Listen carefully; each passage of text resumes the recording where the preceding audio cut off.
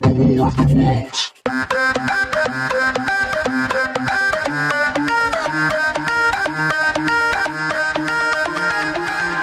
The War of the Worlds. Okay, so chapter 13, How I Fell In With the Curate.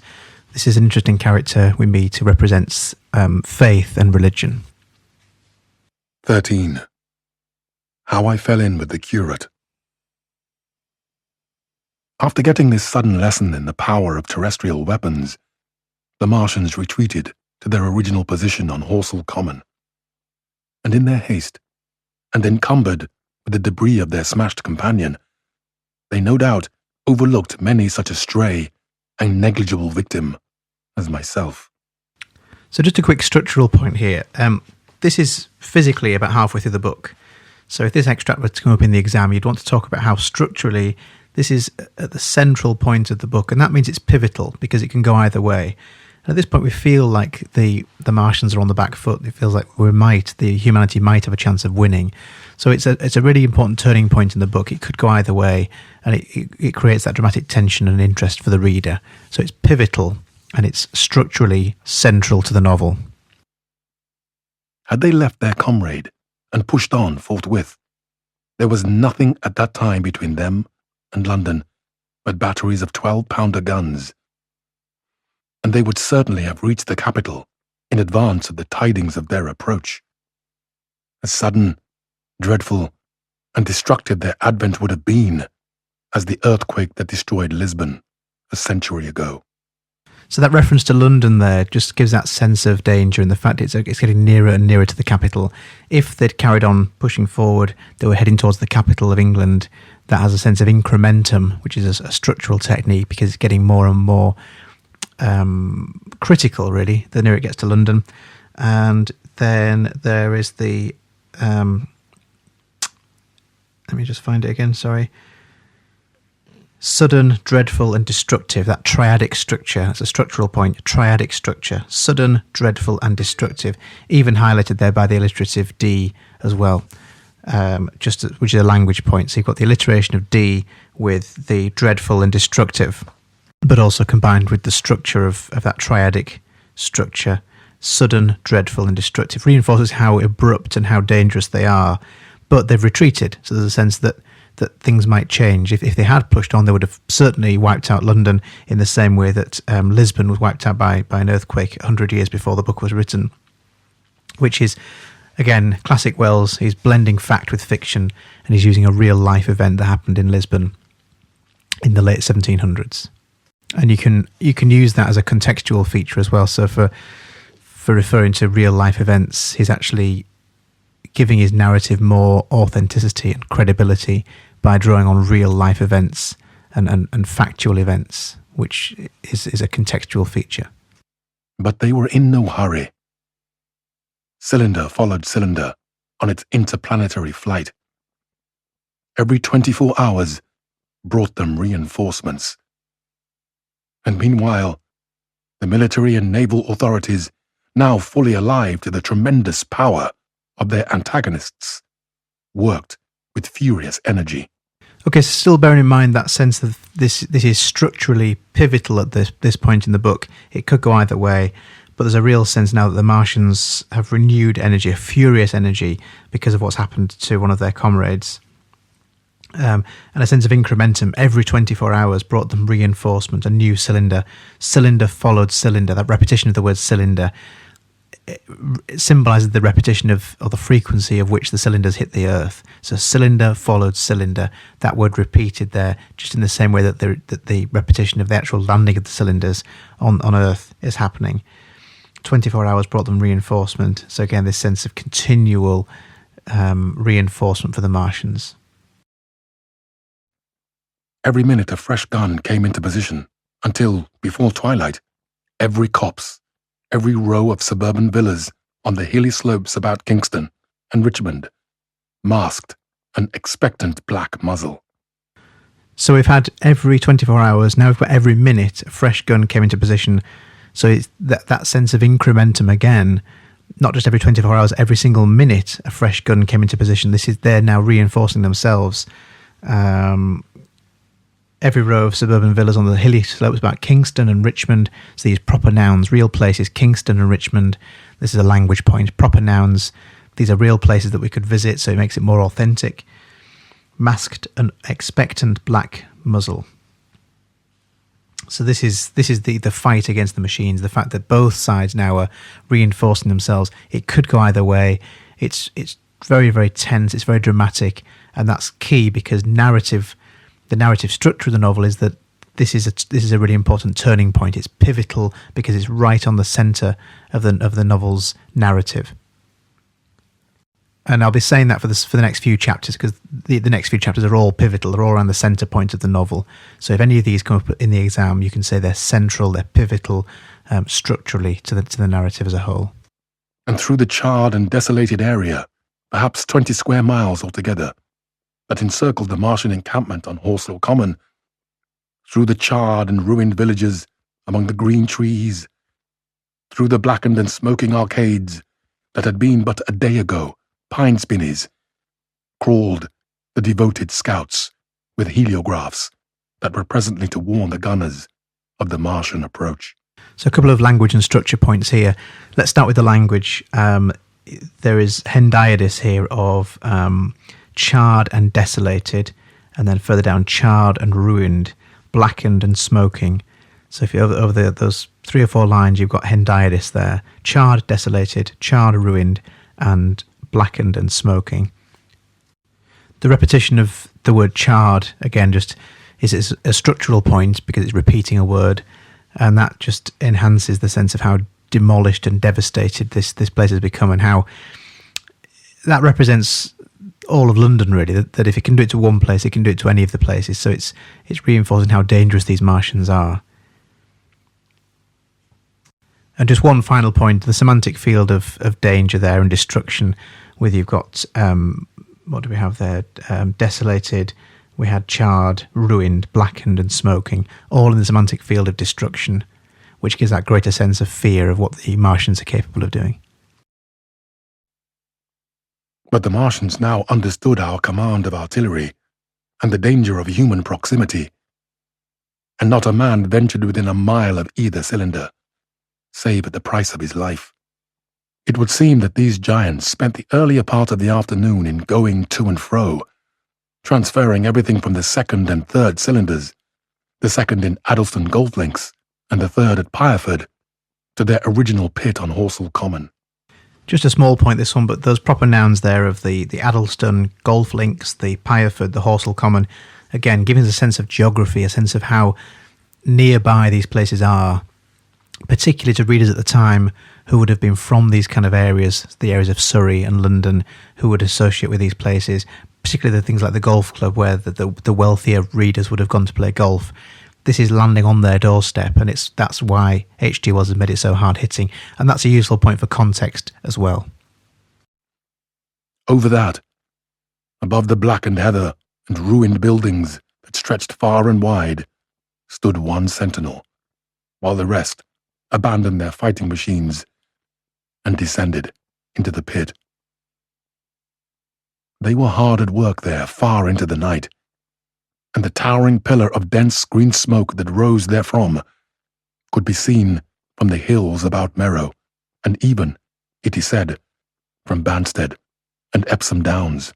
So the same effect, really, using those proper nouns, Merrow, Banstead, Epsom Downs, real places. And when we get back to the classroom, we can look at the display and we can see the maps and we can see just where these places are. It does a couple of things. It shows how far and wide the impact is felt, but also it's reinforcing how near to London this is, and therefore how dangerous this is. And it's in a very wealthy area of southwest London, so this is an area which many wealthy commuters would live in, and it's happening on their doorstep. So a bit of context there as well. And while the Martians behind me were thus preparing for their next sally, and in front of me humanity gathered for the battle, I made my way with infinite pains and labour from the fire and smoke of burning Weybridge towards London. You could refer to this as incrementum, or just sort of forward motion.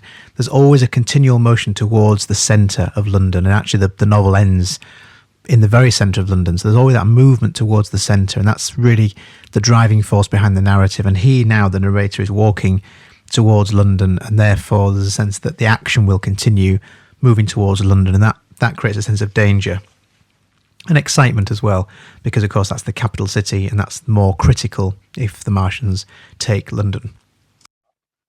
I saw an abandoned boat, very small and remote, drifting downstream. And throwing off the most of my sodden clothes, I went after it, gained it, and so escaped out of that destruction. There were no oars in the boat, but I contrived to paddle, as well as my parboiled hands would allow, down the river towards Halliford and Walton, going very tediously and continually looking behind me, as you may well understand. I followed the river because I considered the water gave me my best chance of escape should these giants return. So here we've got a perfectly logical decision to follow the water, because that gives the narrator the best chance of defence. He can get under the water and protect himself at least a little bit from the heat ray. So there is a sense of scientific rationalism here, which is not really language or structure. It just gives it more authenticity as a novel. But also, where does the river lead? Well, it leads through London, right through the very centre of London. So again, it adds to that sense of incrementum, of the fact that this is being taken as we are, literally with the current of the river, right the way through to London, where the action will become even more critical and even more tense. The hot water from the Martians' overthrow drifted downstream with me, so that, for the most part of a mile, I could see little of either bank. Once, however, I made out a string of black figures, hurrying across the meadows from the direction of Weybridge. Halliford, it seemed, was deserted, and several of the houses facing the river were on fire. It was strange to see the place quite tranquil, quite desolate, under the hot, blue sky, with the smoke and little threads of flame going straight up into the heat of the afternoon. Never before had I seen houses burning without the accompaniment of an obstructive crowd. So this is a sort of contextual point, really, but never before had Britain experienced war on its own soil, or not in living memory, certainly. World War I was yet to happen. World War II, of course, which had a much bigger impact in the home counties and with the air raids across from Germany, this hadn't happened yet. So to see things being destroyed and things being on fire and flames rushing up to the sky without seeing any enemy as such, it seems really bizarre. It's quite frightening to imagine parts of London, parts of the countryside being destroyed, sort of with this invisible force of the heat ray. And just another point there about the proper nouns, the places there. He mentions Weybridge, Halliford. And it's just worth, whenever you see proper nouns, just name places, just mark those on if you can as proper nouns. It gives it more authenticity and realism. A little further on, the dry reeds up the bank were smoking and glowing, and a line of fire inland was marching steadily across the late field of hay. For a long time I drifted. So painful and weary was I after the violence I had been through, and so intense the heat upon the water. Then my fears got the better of me again, and I resumed my paddling. The sun scorched my bare back. At last, as the bridge at Walton was coming into sight round the bend, my fever and faintness overcame my fears, and I landed on the Middlesex bank and lay down, deadly sick, amid the long grass. I suppose the time was then about 4 or 5 o'clock. I got up presently, walked perhaps half a mile without meeting a soul, and then lay down again in the shadow of a hedge. I seem to remember talking wonderingly to myself during that last spurt. So here you've got a structural point of the fact that there are lots of complex sentences here. And you notice when the action's happening, when the Martians are attacking, they're very short, abrupt sentences. And here, his sentences wander, and you've got lots of commas and lots of complex sentences and subordinate clauses. And that's why this is a structural point. which reinforce how he himself, the narrator, is wandering and lost, and in the end he falls down and he kind of becomes unconscious until he sees the curate. So even the sentence structure becomes long-winded and unwieldy, much like the narrative itself. I was also very thirsty, and bitterly regretful I had drunk no more water. It was a curious thing that I felt angry with my wife. I cannot account for it, but my impotent desire to reach Leatherhead worried me excessively. I do not clearly remember the arrival of the curate, so that probably I dozed. I became aware of him as a seated figure in soot-smudged shirt-sleeves, and with his upturned, clean-shaven face staring at a faint flickering that danced over the sky.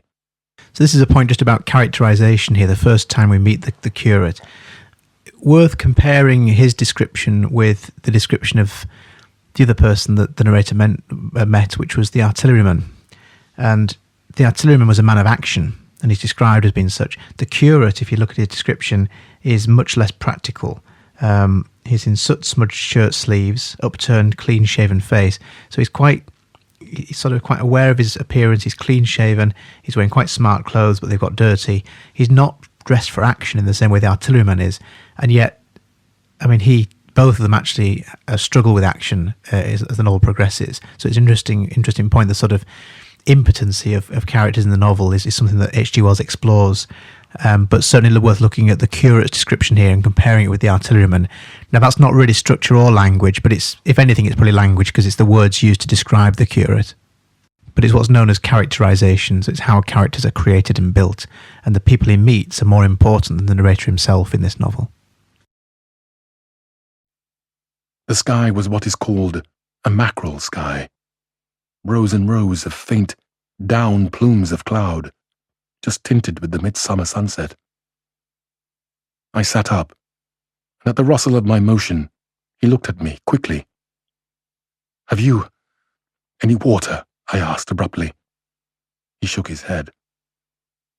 "You have been asking for water for the last hour," he said. For a moment we were silent, taking stock of each other. So it's probably worth just taking a few moments here to explain what a curate is. I'm not sure if I've mentioned this before. Maybe I mentioned it at the end of the last chapter, I'm not sure. But a curate, anyway, is an assistant to a parish priest or a vicar or reverend.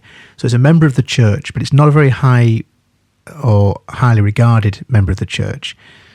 Sort of an assistant to the clergy, really. And particularly in the late 1800s, they were treated really as a bit of a comic figure, and they were sort of parodied, really.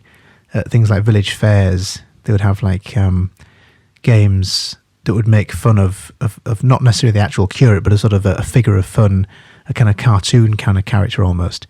And you might have heard the phrase or the idiom "a curate's egg." And if something's a bit of a curate's egg, nowadays means it's sort of a bit good and a bit bad, really. Something that's a bit of it has good bits and it has bad bits. But originally, when it was first used, around the time the book was written, about 20 years before the book was written, it became a commonly used phrase, a curate's egg. And it tied into the idea about curates being made fun of, because at that point, a curate's egg was something that was absolutely ridiculously all bad and had no redeeming features. So a curate's egg, and it means like an actual egg that you would eat, like a boiled egg, is a bad egg. And so everything about a curate, even down to the eggs that he has for breakfast, are sort of useless and pathetic, really. So, in fact, I think 2 years before the book was written, in 1895, a few years before it was written, there was a very famous cartoon in both magazines, the Punch magazine and also the Judy magazine. And Punch was the bigger political satirical magazine, and it became a very famous gag of the bishop looking over to the curate at his breakfast table and saying, "You've got a bad egg, or your egg's bad," and the curate saying, "Oh no, sir, it's some parts of the egg are quite excellent," and making fun of the fact that a curate's trying to make something of nothing, really, and the fact that his egg's not all bad. It's some bits of it are very good, but the fact is that if an egg's bad, it's bad. It doesn't matter how much bits of it are good. It only takes one bad bit of the egg to make it all bad. So that's a long way of saying that curates are a bit simple and a bit silly. And here, H.G. Wells is really mocking that figure of fun by having a curate in the novel. So in terms of characterization, it's really important that we're aware of him. He's not a high-ranking member of the clergy, and that's spelt C-L-E-R-G-Y, if you want that word, clergy, meaning member of the church. But he's certainly, well, because he's not a high-ranking member, he's even more funny because he's just a sort of assistant. And you tend to find them more in regional parish churches, so places not in high populations, but in these sort of country churches, like places like where the narrator is really, in southwest or in Surrey, in these very countryside, idyllic villages where life is quite slow, quite backward in some ways. And so a curate is really not equipped to handle the stress of an invasion. Not that anybody is, but he particularly is ill-equipped to deal with an alien invasion at this point. And the reaction he has is particularly fitting, really, as we follow his character through, because he represents faith and religion and looking to God for answers and actually not getting any answers. So in some respects at this point, it becomes quite a sort of atheist novel, because we start to see the curate as being a representation of religion and religion failing them. But actually by the end of the novel, we see that it's not. And actually, we'll get to that point at the end, but it comes around full circle. And actually, the narrator looks to God and sort of thanks God for what's happened and how the Martians have been created. Not created, destroyed. I dare say he found me a strange enough figure. Naked, save for my water-soaked trousers and socks, scalded, and my face and shoulders blackened by the smoke. His face was a fair weakness. His chin retreated, and his hair lay in crisp, almost flaxen curls on his low forehead. His eyes were rather large, pale blue, and blankly staring. He spoke abruptly, looking vacantly away from me.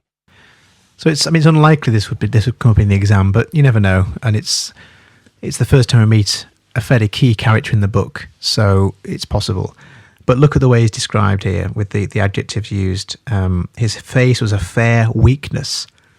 So he's fair-haired, which kind of represents being impractical and sort of not really much use. His face is a weakness, which is quite an insult, isn't it? His face is a weakness. He looks weak. His chin retreated. He hasn't got a strong chin. Everything about him is quite weak.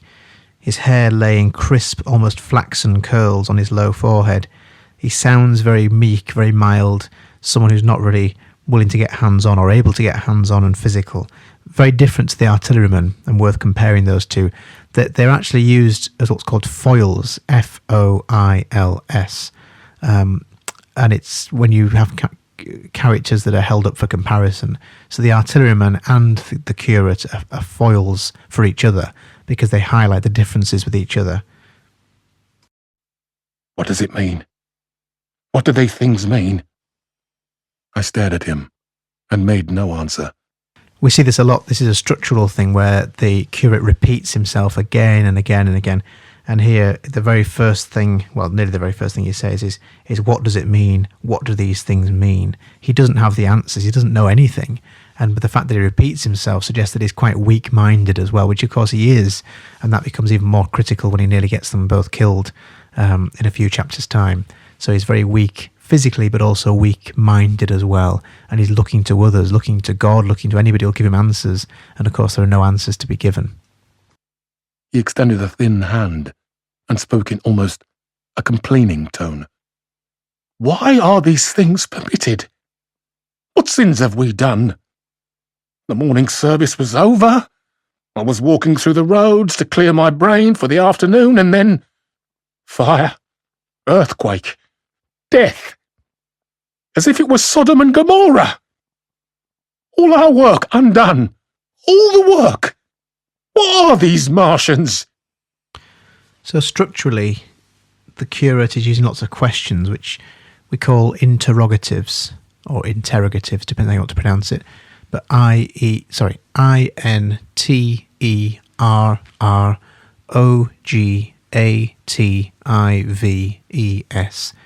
interrogatives. Just means questions. And that's a structural point. So the fact he's using lots and lots of interrogatives means that he's unsure. He's having to ask questions of people, even some random stranger he meets by the riverside. He's always looking for answers in his life, and he has no real means for working things out for himself. So he's weak-minded. He then uses Bible references to try and make sense of this thing. But he's very sort of simple-minded. The morning service was over, and then fire, earthquake, death. That triadic structure there, fire, earthquake, death. And it is quite biblical, as if it was Sodom and Gomorrah, which is a passage from Genesis. I think it's Genesis, the Old Testament anyway, where God destroys the two towns of Sodom and Gomorrah for their sin, the sins they've committed. And so he wonders what sins that they've committed in order for God to be punishing them in this way. He feels that God is punishing them for what they've done. What are we? I answered, clearing my throat. He gripped his knees and turned to look at me again. For half a minute, perhaps, he stared silently. Now, the way the reader of the audiobook is reading this, it doesn't actually help us, because the way I read this is when the curate's saying, what are these Martians? And the narrator says, what are we? And the emphasis, I think, is on the word we, not what are we. It's what are we even? It's like he's questioning the Martians, and the narrator's saying, well, but equally, what are we? We're no better, no different. So the narrator is that voice of humility, really, the voice of recognition, and is the voice that's trying to make the reader understand that we, in a way, are no different to the Martians, that we colonise, we destroy things that we come across as the reader. And that links that contextual idea of the British Empire and other empires as well, historically, that have destroyed other civilisations in their way. I was walking through the roads to clear my brain, he said, and suddenly, fire, earthquake, death. So the structural point there of repeating himself, and this is actually foreshadowing, which is another point. So the first point is repetition of his speech, his dialogue, and that shows he's weak-minded and he's uncertain. But it also foreshadows what happens later on in a few chapters' time, when by repeating himself and losing his mind, he puts them both in great danger with the Martians and almost kills them both, and actually ends up himself being killed by the Martians. So it's foreshadowing what happens by repeating himself endlessly and endlessly. It gives great risk to the narrator and himself. And foreshadowing is a structural point to make. He relapsed into silence, with his chin now sunken almost to his knees. Presently, he began waving his hand. All the work, all the Sunday schools. What have we done? What has Weybridge done? Everything's gone. Everything's destroyed. The church, we rebuilt it only 3 years ago. It's gone. Swept out of existence. Why? So this is H.G. Wells mocking people like the curate, and possibly the people sort of very, very local country folk who are quite small-minded. And it's a phrase we call parochial, and it means very, like a very small village that doesn't really look outside very much. It's what's known as parochial. And that's spelled P-A-R-O-C-H-I-A-L, parochial. And it means just being a bit too consumed with very small matters that don't really have any significance to anybody else. And of course, that's what he's got here. He's worried about the Sunday school. He's worried about the church being rebuilt only 3 years ago. He thinks that's the centre of everything. He thinks that's the most important thing. And of course, it's not to anybody else. But he's thinking that his world is the centre of everything. And of course, it just happens to be that the church has been destroyed. They've not come just for the church. But it shows how simple-minded the curate is. And I think it's partly to make fun of curates generally. It's partly sort of a funny character that he knows the reader will also sort of be quite willing to laugh at and mock. But it also questions the idea of religion as well at this point. Another pause. And he broke out again, like one demented. The smoke of her burning goeth up for ever and ever.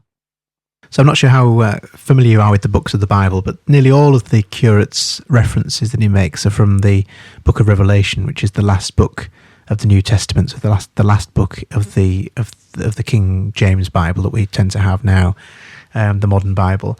And so it's not only sort of the final word, but it's also very, very central to most Christian faiths. And like many of the books, it has references to quite apocalyptic occurrences, the end of the world sort of events happening. And he misquotes quite a lot of them, showing his own ignorance and lack of understanding. But here he says, the smoke of her burning goeth up for ever and ever. So again, that's that sense of doom and gloom, the sense of the fact that the end is nigh, the end has come for them all. And so he's looking to the Bible for answers, but what he's finding is fairly bleak and pessimistic, which is all to do to his characterization of this character. So Wells is characterizing the curate as being someone who, at the very slightest challenge, gives up his faith, loses his faith very, very quickly. He's a simple, ignorant man, really. He shouted. His eyes flamed, and he pointed a leaned finger in the direction of Weybridge. By this time I was beginning to take his measure. The tremendous tragedy in which he had been involved, it was evident he was a fugitive from Weybridge, had driven him to the very verge of his reason. "Are we far from Sunbury?" I said, in a matter-of-fact tone. "What are we to do?" he said. "Are these creatures everywhere? Has the earth been given over to them?" "Are we far from Sunbury?" "Only this morning I officiated at an early celebration." "Things have changed," I said, quietly. So here more fun being made of the curate with his very parochial attitudes. He won't answer the narrator's question. He's only obsessed really with his own small matters. "Only this morning I officiated at early celebrations." This is the celebration meaning the Sunday service. And he officiated, he helped, he supported, he did the administration. He didn't carry out the service, he just helped. And yet to him that's sort of really crucial and important. He did this really important work this morning, and now look, the place is devastated. He can't understand it, he can't cope with it. But just going back a couple of lines before that as well, he says, "Has the earth been given over to them?" And that phrase, "given over to them," it's interesting, he's using the passive voice there, which is a structural technique. He's using passive voice because he sort of seems to think that someone somewhere, God presumably, has given over the earth to these Martian creatures. It's been taken from them. He's very passive in the way he sees things. He doesn't see himself as having any kind of role. He just sees things happening to him and around him by God, presumably. "You must keep your head. There is still hope." "Hope?" "Yes, plentiful hope for all this destruction." And it's interesting here that it's the narrator who's telling him to have faith and have hope, not the curate. The curate's lost all hope, and he can't believe that. He even responds, doesn't he, with hope. He repeats the same phrase, sort of rhetorically, suggesting there is no hope. And of course the narrator's saying, yes, there's plentiful hope for all this destruction, for all this chaos and devastation. There is still hope, so don't give up. But it's ironic that it's the narrator, a man who isn't, well, at this point, particularly religious, a man more of science than anything else, and he's the one convincing the curate to keep his faith. Sorry for all the beeping in the background. It's the notifications on Teams are popping up. I began to explain my view of our position.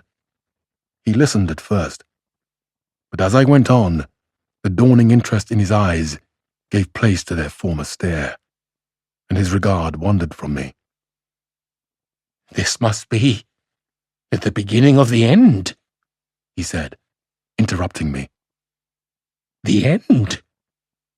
The great and terrible day of the Lord, when men shall call upon the mountains and the rocks to fall upon them and hide them from the face of him that sitteth upon the throne." I began to understand the position. I ceased my laboured reasoning, struggled to my feet, and, standing over him, laid my hand on his shoulder. "Be a man," said I. You are scared out of your wits. What good is religion if it collapses under calamity? Think of what earthquakes and floods, wars and volcanoes have done before to men. Did you think God had exempted Weybridge? He is not an insurance agent, man. So again, quite a funny section this, where the narrator having to reassure the curate and sort of giving almost like a sermon really to the curate, and remind him that people have suffered much worse than this in the past under the name of natural disaster, and this might not be God's work. This isn't necessarily God's work. And then he makes the sort of joke about the fact that God's not an insurance agent who exempts certain areas from devastation. It's not personal to Weybridge. This is just something that's happened to England or to London, and it happens that that the church in Weybridge happens to have been destroyed as collateral damage, really. So it's sort of funny. It just shows the small-mindedness and the lack of intelligence of the curate, and the fact the narrator is using reason and logic to try and make him see sense, which is something that happens continually over the next few chapters, and he ends up failing, of course, and the curate is mad and almost gets them both killed. For a time he sat in blank silence. But how can we escape? He said suddenly. They are invulnerable. They are pitiless. Neither one nor perhaps the other, I answered. And the mightier they are, the more sane and wary should we be. One of them was killed yonder not 3 hours ago. Killed? He said, staring about him. How can God's ministers be killed? I saw it happen. I proceeded to tell him. We have chanced to come in for a thick of it, said I, and that is all. What is that flicker in the sky? He asked abruptly. So here you'll want to make a note that all these interrogatives that he's still using, these questions he asks, he's always looking for help, guidance from somebody. And in the absence of a reverend or a parish priest, he's looking to the only person he has, which is the narrator. And it just shows his weakness, really, and his instability, which, of course, is what is all foreshadowing the fact that he is a real problem in a few chapters' time, and he almost kills or gets the narrator killed and ends up having himself killed because of his stupidity and his fear, really, and he allows it to get the better of him. I told him it was the heliograph signaling, that it was the sign of human help and effort in the sky. We are in the midst of it, I said, quiet as it is. That flicker in the sky tells us of the gathering storm. Yonder, I take it, are the Martians, and Londonward, where those hills rise about Richmond and Kingston, and the trees give cover, earthworks are being thrown up, and guns are being placed. Presently the Martians will be coming this way again. And even as I spoke, he sprang to his feet and stopped me by a gesture. Listen, he said. From beyond the low hills, across the water, came the dull resonance of distant guns and a remote, weird crying. So that use of symbolism there, the guns, the sound of guns representing the war against the Martians. So it's that synecdoche of, which is a language technique. It's the guns. They're not just guns. They actually represent something much bigger, which is the Martians. So by hearing the gunfire, we know the Martians are coming, and that creates that dramatic tension. So it's a very clever use of synecdoche to create that tension for the reader and that excitement. As we come towards the end of a chapter, it leaves us on that cliffhanger, really, of not knowing quite what's going to happen next. Then everything was still. A cockchafer came droning over the hedge and past us. I have to admit, I had to Google what a cockchafer was with some trepidation. I typed those words into the Google search box, and sure enough, it's one of those big beetles, big flying beetles, and it represents the countryside, summertime in the countryside. So it just reminds them where they are, a very rural setting in England at that time. High in the west, the crescent moon hung faint and pale above the smoke of Weybridge and Shepperton, and the hot, still splendour of the sunset. We had better follow this path, I said, northward. So there we have the narrator guiding the curate being characterised as being quite a simple person, needing guidance and having no real thought of his own, and it's the narrator who tells them that they must go in that direction. northward, which again gives the novel, the narrative, some forward motion. And we know the next chapter is called In London, so they're heading always towards the centre, and it's that incremental sense of getting nearer and nearer to the capital, which makes it even more critical and more tense. And as I mentioned before, this chapter is more or less central to the whole novel. It's pivotal, and the next few chapters are as well, because in the exam, the extract will either come from somewhere near the beginning, somewhere near the middle, or somewhere near the end of the book, and it's worth seeing the book in those three parts. And if it's from the middle section of the book, it's all about that dramatic tension about whether it could go either way, who will win, who will lose, and it's that narrative device that's used to engage the reader. And so that, I think, is it for that chapter. So then we'll see you in chapter 14 in London.